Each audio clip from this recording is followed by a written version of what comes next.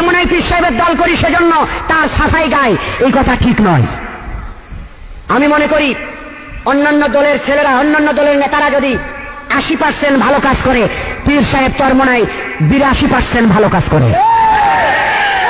আমি মনে করি অন্যান্য দলের লোকেরা, অন্যান্য দলের নেতারা যদি 90% হকের উপরে থাকে, পীর সাহেব চরমনাই 91% হকের উপরে আছেন।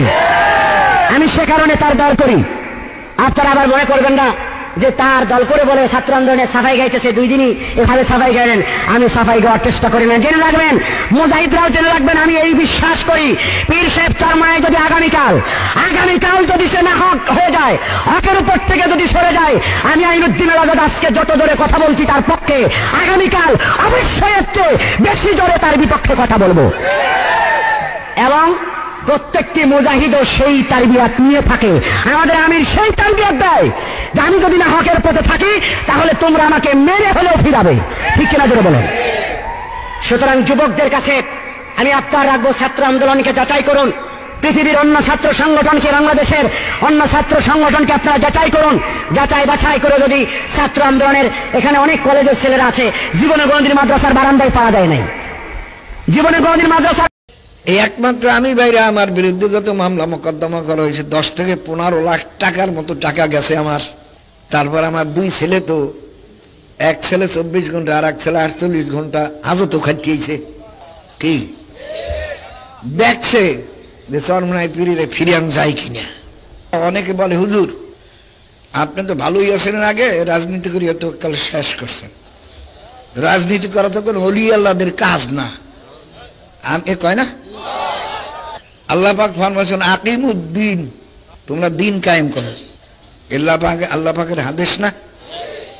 এখন যদি দিন কায়েম করার চেষ্টাটুকু না করি, তাহলে এখানে তো মাওলানা নাফরমানি করলাম। কথা বলেন না কেন? আমি যখন প্রথম রাজনীতি মানে প্রত্যক্ষভাবে যখন শুরু করলাম, অনেক লোকে আমাকে বাধা দিয়েছে, কাল হুজুর এটা করলে তো পীর মুরিদ থাকবে না। আমি তো পীর মুরিদির জন্য পীর মুরিদি করি না, আমি পীর মুরিদি করি মাওলাকে রাজি খুশি করার জন্য। এখন যদি রাজনীতি করার হুকুম মাওলার থাকে, তাহলে আপনারা বলেন আমি করবই করব, তাতে পীর মুরিদি থাকুক আর না থাকুক। বাবারে দুনিয়া যাইতে পারে, ছেলে মেয়ে যাইতে পারে, আত্মীয় স্বজন যাইতে পারে, টাকা পয়সা যাইতে পারে। এই একমাত্র আমি বাইরে আমার বিরুদ্ধে যত মামলা মোকদ্দমা করা হয়েছে 10 থেকে 15 লাখ টাকার মতো টাকা গেছে আমার। তারপর আমার 2 ছেলে, তো এক ছেলে 24 ঘন্টা আর এক ছেলে 48 ঘন্টা হাজতও খাটিয়েছে। কি দেখছে যে চরমনাই পীরে ফিরিয়ান যায় কিনা। টাকার লোক যা দেখাইছে ওরা তো কোনো সাক্ষী নাই, ভয় ভীতি যেটা আমার উপরে আনছে বাইরা। কিন্তু আমি বলছি যে ছেলেরা ছেলে যাইতে পারে, আমি জেলে যাইতে পারি, আমি মরতে পারি, তবে মাওলাকে বেজার করিয়া কবরও যাইতে রাজি নেই।